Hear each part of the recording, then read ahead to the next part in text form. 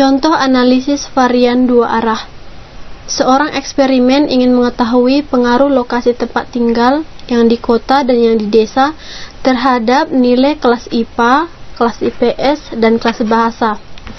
Jadi A1 di sini maksudnya yaitu siswa yang tinggal di kota, A2 siswa yang tinggal di desa, dan B1 itu nilai kelas IPA, B2 nilai kelas IPS, B3 nilai kelas bahasa.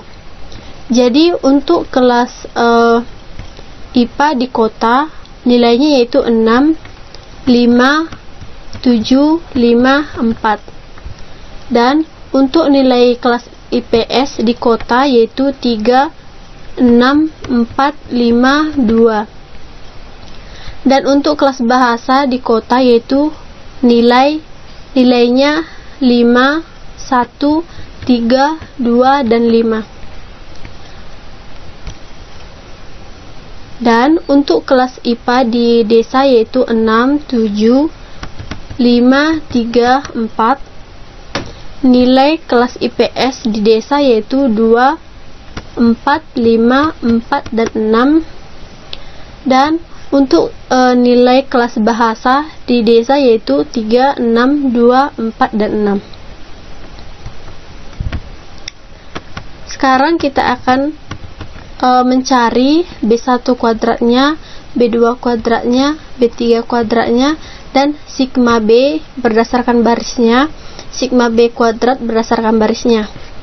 Jadi B1 kuadrat ini kita peroleh dari nilai B1 dikuadratkan, B2 kuadrat kita peroleh dari B2 dikuadratkan, dan B3 kuadrat ini kita peroleh dari 5 atau B3 dikuadratkan. Dan sigma B ini artinya yaitu kita menjumlahkan nilai B1, B2, B3 yang sebaris, jadi berdasarkan barisnya. Contohnya ini sigma B yang pertama itu 14, kita peroleh dari 6 ditambah dengan 3 ditambah dengan 5 itu hasilnya 14. Dan 70 ini kita peroleh dari sigma B, setiap sigma B yang dikuadratkan kita jumlahkan, yaitu sigma B1 kuadrat 36 ditambah dengan 9 ditambah dengan 25 itu sama dengan 70. Begitu seterusnya sampai dengan ke bawah. Di sini terdapat jumlah. Jadi maksudnya jumlah ini yaitu kita jumlahkan kolom untuk yang A1. Jadi yang nilai dari B1 kita jumlahkan hasilnya 27. Begitu juga dengan B1 dikuadratkan hasilnya 151 sampai dengan sigma B dikuadratkan. Sama seperti yang di bawah A2 ini yaitu terdapat jumlah. Jadi untuk yang A2 B1 nya sama dengan 25, dan untuk yang A2 jika B1 nya dikuadratkan hasilnya 135. Dan untuk yang sigma B kuadratnya untuk A2 mulai dari 49 sampai dengan 88 hasilnya 333. Terdapat jumlah total. Jadi maksudnya jumlah total yaitu kita jumlahkan keseluruhan untuk dari A1 ditambah dengan A2. Jadi jumlah B1 di A1 sama dengan 27 dan jumlah B1 di A2 sama dengan 25, menghasilkan 52. Untuk B1 kuadratnya yaitu jumlah totalnya di A1 B1 kuadratnya 151, dan untuk B1 kuadrat di A2 yaitu 135. Jadi kalau kita totalkan hasilnya 286 sampai dengan 638. 638 ini kita peroleh dari sigma B kuadrat di A1 yaitu 305 dan sigma B kuadrat di A2 yaitu 333. Jika dijumlahkan hasilnya 638.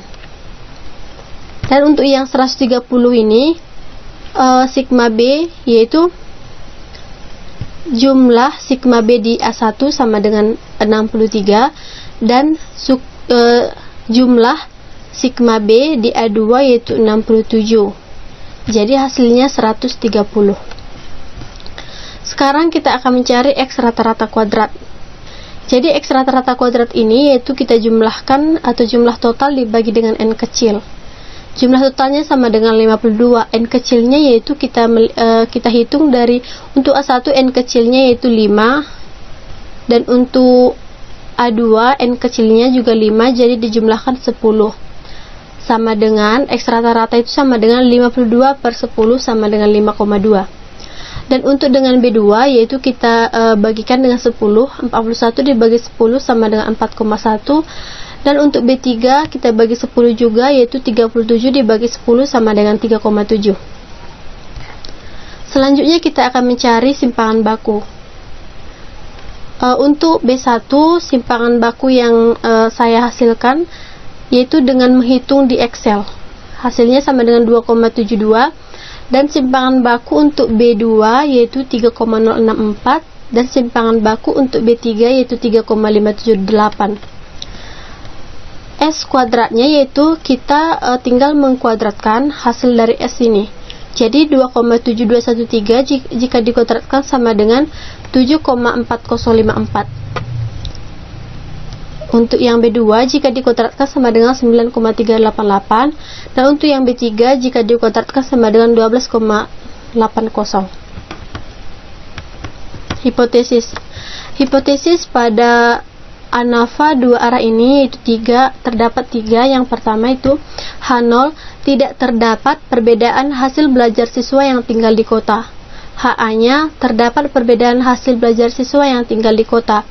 H0-nya tidak terdapat perbedaan hasil belajar siswa yang tinggal di desa. HA-nya terdapat perbedaan hasil belajar siswa yang tinggal di desa. H0 yang ketiga yaitu tidak terdapat pengaruh siswa yang tinggal di kota dan di desa terhadap hasil belajar. HA terdapat pengaruh siswa yang tinggal di kota dan di desa terhadap hasil belajar. Selanjutnya kita akan menghitung JK total. JK total itu sama dengan sigma X total kuadrat dikurang sigma X kolom dikuadratkan per N. Yaitu dari tabel yang telah saya tunjukkan tadi, yang telah kita hitung untuk sigma X total kuadrat. X total kuadrat itu sama dengan yang ini.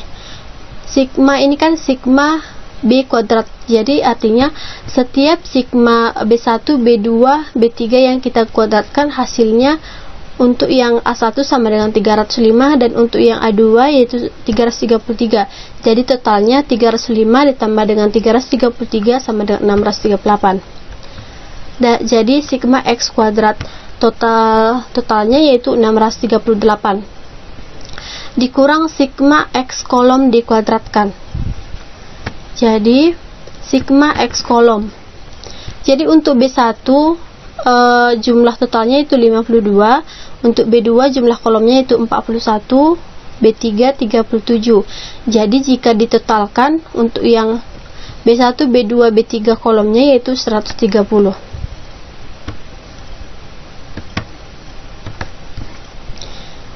Dikurang sigma X kolom dikuadratkan yaitu 130 dikuadratkan per N besarnya. N besarnya itu 30. Yang 30 ini kita peroleh dari ini. Untuk yang B1 N-nya yaitu 10, 5 ditambah 5 sama dengan 10. Begitu juga dengan B2, begitu juga dengan B3. Jika ditotalkan hasilnya 30. Hasilnya yaitu 638 dikurang 130 dikuadratkan per 30 yaitu 34,66. Sekarang kita akan menghitung jumlah kuadrat kolom dengan rumus JK kolom itu sama dengan sigma dari sigma X kolom dikuadratkan per N kolom dikurang sigma X total dikuadratkan per N. Sekarang kita akan melihat sigma X kolom dikuadratkan. Masing-masing X kolom yaitu ini. Untuk yang B1 X kolomnya itu 52, dan untuk yang B2 41, untuk yang B3 yaitu 37. Jadi 52 kuadrat per 10 N kolom. Jadi yang 10 ini kita peroleh dari untuk yang B1 N nya 10, dan untuk yang B2 N nya 10, B3 N-nya 10 dikurang sigma X total kuadrat per N, yaitu 130 kuadrat per 30, sama dengan 2704 per 10 ditambah 1681 per 10 ditambah 1369 per 10 dikurang 16900 per 30. Jadi hasil akhir untuk JK kolom itu sama dengan 12,08. Selanjutnya kita menghitung jumlah kuadrat baris dengan rumus.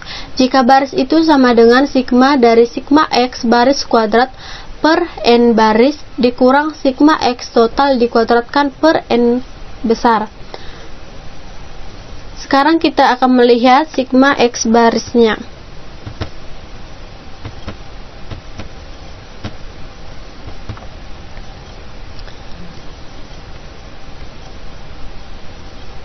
Sigma X barisnya yaitu 63 dan 67.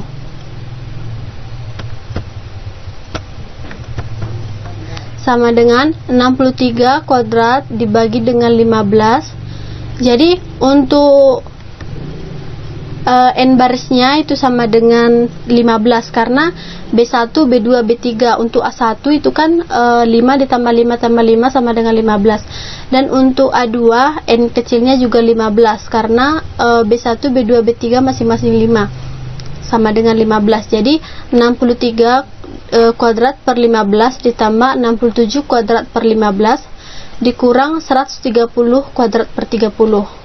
Hasil akhir untuk JK baris yaitu 0,53.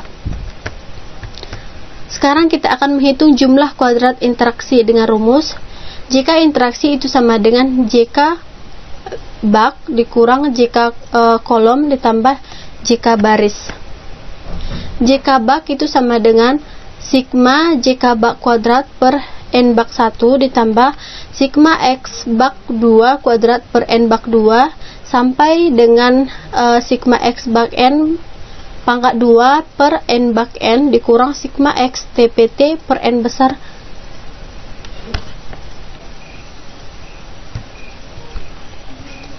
dikurang sigma X TPT dikuadratkan per N besar. Sekarang kita akan mencari X bak dikuadratkan per N bak 1 sama dengan 27 dikuadratkan per 5. Jadi angka-angka ini kita peroleh dari setiap X, jumlah X di A1 yaitu B1 nya, B2 dan B3 nya dari sini. Jadi X baknya yaitu untuk A1 27, A1 B1 27, A1 B2 20, A1 B3 16, dan untuk A2 B1 itu 25, A2 B2 21, dan A2 B3 sama dengan 21. Jadi angka-angka tersebut kita kuadratkan terus kita bagi dengan 5.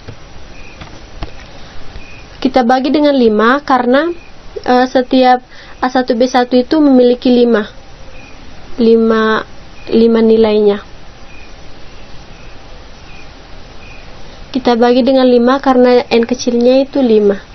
Jadi 27 kuadrat per 5 ditambah 20 kuadrat per 5 ditambah 16 kuadrat per 5 ditambah 25 kuadrat per 5 ditambah 21 kuadrat per 5 ditambah 21 kuadrat per 5 dikurang jumlah dari X, jumlah dari keseluruhan X per N besarnya yaitu 30. Jadi JK bak yang kita peroleh yaitu 15,07. Untuk mencari JK in sama dengan 15,07 dikurang 12,06 tambah 0,53. Dari sini JK in sama dengan JK bak dikurang JK kolom tambah JK baris. Dan jadi JK in yang kita peroleh yaitu 2,47. Selanjutnya sekarang kita akan menghitung jumlah kuadrat dalam atau JK dal. JK dal itu sama dengan JK tot dikurang JK kolom tambah JK bar tambah JK in. JK tot yang kita peroleh yaitu yang pertama tadi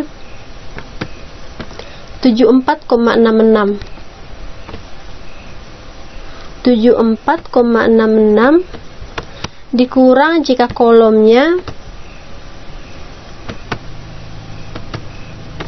12,08 ditambah JK barnya yaitu 0,53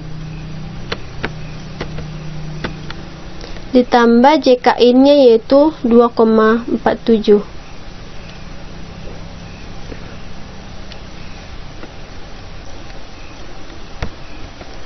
Ditambah dengan JK in-nya yaitu 2,47. Kita operasikan, hasilnya yaitu 59,57. Selanjutnya kita menghitung DK, yaitu derajat kebebasan. Untuk yang pertama, DK kolom rumusnya sama dengan K dikurang 1. Dalam hal ini jumlah kolomnya ada 3, yaitu B1, B2, dan B3. Jadi DK itu sama dengan 3 dikurang 1 sama dengan 2. Yang kedua yaitu mencari DK baris, yaitu rumusnya B dikurang 1. Dalam hal ini jumlah barisnya itu sama dengan 2, yaitu A1 dan A2. Jadi DK baris itu sama dengan 2 dikurang 1 sama dengan 1. C yaitu mencari DK interaksi, sama dengan DKX dikali DKB, yaitu 2 dikali 1 sama dengan 2. Jadi hasil dari yang A kita kali dengan yang B, yaitu 2 dikali 1 sama dengan 2. Yang bagian D yaitu mencari DK dalam. Rumusnya N besar dikurang K dikali B. Jadi N besar untuk data contoh yang tadi yaitu 30 dikurang K, jumlah K-nya 2 dan B-nya 1. Jadi 30 dikurang 3 dikali 2 sama dengan 24. Bagian E yaitu mencari DK total, itu sama dengan N besar dikurang 1. N besar 30 dikurang 1 sama dengan 29. Selanjutnya kita menghitung min kuadrat MK. MK yaitu masing-masing JK dibagi dengan DK-nya. Untuk MK kolom, JK-nya tadi kan 12,06, kita bagi dengan DK-nya. DK kolom itu 2, jadi 12,06 dibagi 2 sama dengan 6,03. Selanjutnya MK baris yaitu JK bar tadi kan 0,53 dibagi dengan DK bar yaitu DK baris 1, jadi 0,53 dibagi 1 sama dengan 0,53. Selanjutnya kita mencari min kuadrat in, yaitu JK in-nya tadi 2,47 dibagi dengan 2 sama dengan 1,23. Selanjutnya kita mencari MK dal, yaitu JK dal tadi kan 59,57 kita bagi dengan DK dal yaitu 24. Hasilnya 2,48. Langkah yang ke-8 yaitu kita menghitung harga FH kolom, FA baris, dan FA in dengan cara membagi dengan MK dalam dikali MK dalam. MK dal itu sama dengan 1,96. Jadi FA kol itu sama dengan MK kol dibagi dengan MK dal. MK dal tadi kan 1,96, jadi FA kol itu sama dengan 6,03 dibagi dengan 1,96 sama dengan 3,08. Untuk mencari FA bar yaitu menggunakan rumus yang sama, kita bagi MK bar dibagi dengan MK dal. MK bar itu jumlahnya 0,53, kita bagi dengan MK dal yaitu 1,96, hasilnya 0,63.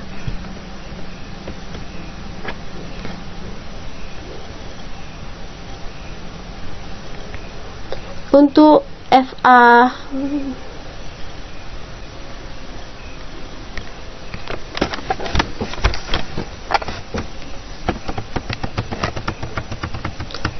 hasilnya yaitu 0,2. Sekarang kita akan mencari FA_IN.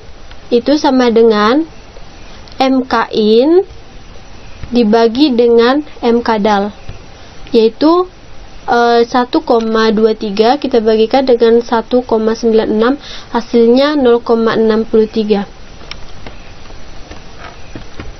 Hasil-hasil yang telah kita peroleh kita masukkan ke dalam tabel, yaitu ringkasan ANOVA 2 jalan. Antar kolom atau antar kolom DK-nya 2, jumlah kuadratnya 12,08, min kuadratnya 6,03, dan FH-nya 6,03 kita bagikan dengan 1,96 sama dengan 3,08. Dan untuk tabel F-nya yang 5% yaitu 3,4.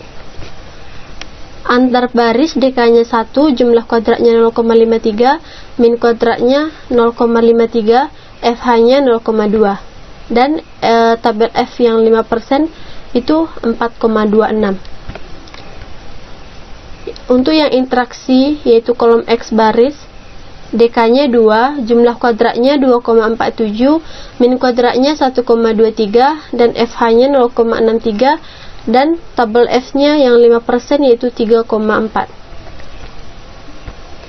Untuk yang sumber variasi dalam, DK-nya 24, jumlah kuadratnya 59,57, dan min kuadratnya 2,48. Sumber variasi total, DK-nya 29, jumlah kuadratnya 74,66. Dan untuk mengetahui bahwa harga-harga F signifikan atau tidak, maka perlu dibandingkan dengan F tabel. Yang pertama yaitu untuk kolom harga F tabel dicari berdasarkan DK antar kolom atau pembilang sama dengan 2, dan DK dalam atau penyebut sama dengan 24, F2 banding 24 sama dengan 3,4. Dan untuk 5% dan 5,0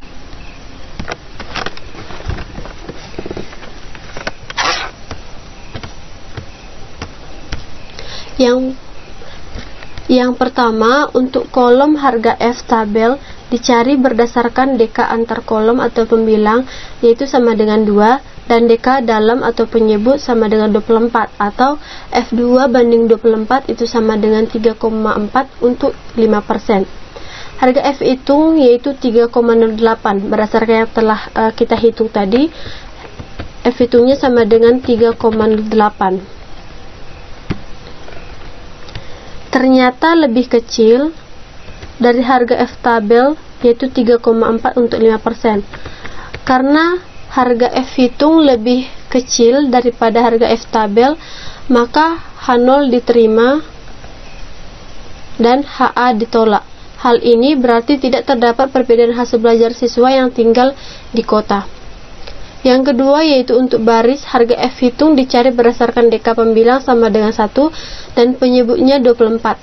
Harga F tabel berdasarkan DK itu yaitu 4,26 untuk yang 5%, harga F hitung 0,2, dan ternyata lebih kecil dari harga F tabel untuk 5%, yaitu 4,7. Ternyata lebih kecil dari harga F tabel. Karena harga F hitung lebih kecil daripada F tabel untuk 5%, maka H0 diterima dan HA ditolak. Hal ini berarti tidak terdapat perbedaan hasil belajar siswa yang tinggal di desa.